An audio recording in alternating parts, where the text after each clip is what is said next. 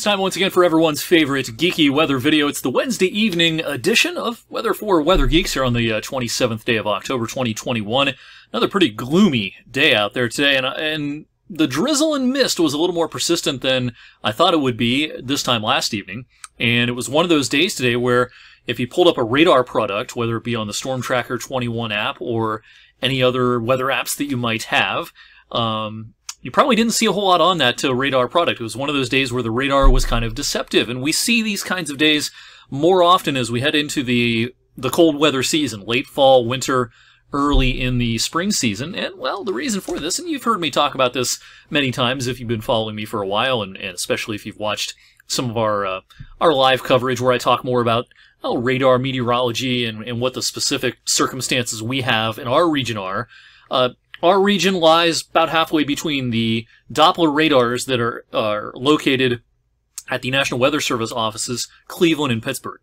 And since we're about halfway in between, we're not closer to one than the other necessarily in most of our region. And because of the curvature of the Earth, as the radar beam leaves those radar sites, it gains elevation. So by the time it is over most of our region, it's a few thousand feet at least above our heads. And so when you have low clouds and stratus clouds and stratocumulus clouds and very light precipitation, whether it be drizzle, mist, or sometimes if it's cold enough, light snow flurries, sometimes the radar just doesn't see it because it's falling out of clouds that have such a low base and the precipitation is so light that it's kind of stealthy in getting under that radar beam. So a little bit deceptive today, and it looked like this all day today. Gloomy, and at times, especially in Mahoning, Trumbull, and Mercer counties, we did have that light rain, mist, drizzle, just enough to make you flip on your wipers occasionally and just be kind of annoying. As of 7:07, again, the radar's pretty quiet, but there's still just a little bit of mist still out there. It's going to fade away this evening.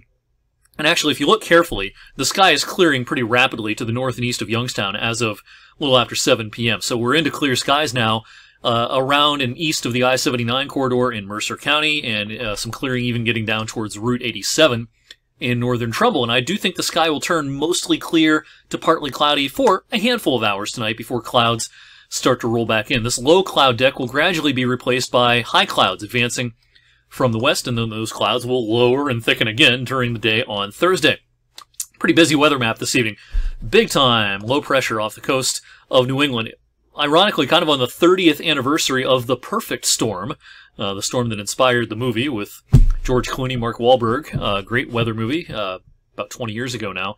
30th anniversary of that storm, and kind of a similar setup across the northern Atlantic with just a bomb of a low pressure system. Now, there's no tropical element with this. The perfect storm was kind of a combo of a dying hurricane and a regular low pressure system, kind of joining forces. Nothing like that this time, but wow, that was a doozy of a nor'easter for New England. In the meantime, we have a system advancing from the west. This produced tornadic activity this morning in parts of southeast Texas, Louisiana, still a tornado watch out this evening down towards the New Orleans area. For us, we'll start with a little filtered sunshine tomorrow morning. Clouds will thicken midday and afternoon. I think we're dry through the daylight hours, but the rain pushes in tomorrow night. And just plan on a soggy start to work and school Friday morning. Now, there may be some good news for the first weekend of playoff action across the region. High school football playoffs Friday evening. There may be a spoke of dry air that tries to get involved. And while it may not completely dry things out, the rain is probably a little less consistent as we go towards late afternoon and evening on Friday as compared to the first half of the day. Just a soaker of a morning, maybe not quite as wet later in the day. But let's not split hairs too much. This is still an unsettled forecast for Friday night, for Saturday night, as low pressure moves nearby. Home barometers will bottom out Saturday morning. If you typically are a little bit sensitive to pressure changes, if you have joint pain, for example, if the pressure gets too low or too high, with low pressure overhead, a pretty strong one Saturday morning, you might feel the effects of that. Otherwise, yeah, you're going to feel the effects of clouds and rain showers at times on Saturday. All right, our computer model spread, rainfall totals Thursday night through the daylight hours on Saturday. NAM is still a little bit kind of crazy up at the top there, up to 2 inches. That's kind of an outlier. Most of our model consensus here is between a half an inch and an inch worth of rain through the daylight hours Saturday, with a little bit more than Saturday night and early Sunday. So for Friday evening football, I know some playoff games are Saturday, but for Friday evening, temperatures near 50. Couple of showers around, but again, it may not be as consistently wet as early on in the day. In other words, rain's guaranteed for Friday morning. I wouldn't guarantee it's going to be raining everywhere for Friday evening. Now, Saturday, we have a few high school playoff games regionally, and of course, we have the Penguins back at home after a few weeks away at the Ice Castle at 2 o'clock, taking on South Dakota State, and not a great afternoon. Pretty good chance of showers and temperatures in the lower and middle 50s. That's the Penguin game day forecast. And then, of course, the day after that is Halloween on Sunday, and we don't expect anything out of the ordinary weather-wise for Halloween this year. Unlike 2 years ago, we had the wettest Halloween on record, about 1.5 inches at the airport. Most people who have lived here a long time remember the Halloween of 1993. I always get a lot of Facebook comments at this time of the year when I bring up Halloween 1993. It was cold. It was snowy. We had enough snow to shovel and plow. 5.1 was the official number at the airport, as opposed to 78 degrees back in 1935. All right, big pattern changes coming up as we go into November. The October pattern's been characterized by kind of this semi-stationary ridge over Hudson Bay up in Canada and across eastern parts of Canada. This is finally going to break down some as we go through time.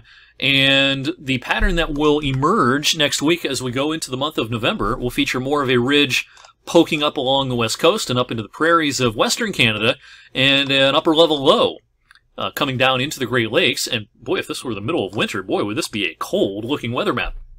It's not the middle of winter, but it's early November, so it's going to be chilly, and it's probably going to be unsettled for a handful of days next week. And finally, we'll probably see temperatures flirting with the 32-degree mark by the middle of next week. Speaking of next week, November 4th, that is Thursday, a week from tomorrow. It is the winter forecast debuting on 21 News at 6 o'clock. We'll do it again at 11. That's the short TV version between the 6 and 11 o'clock newscasts. You can look for the extended version, kind of a Weather for Weather Geeks style, extended detailed winter forecast video. I'll probably get that online by about 7:30, maybe 7:45 next Thursday evening. You can view that on wfmj.com/weather, the Storm Tracker 21 app. I'll post it on my YouTube channel. I'll link to it on Facebook and on Twitter. You'll be able to find it. I'll look for that next Thursday evening.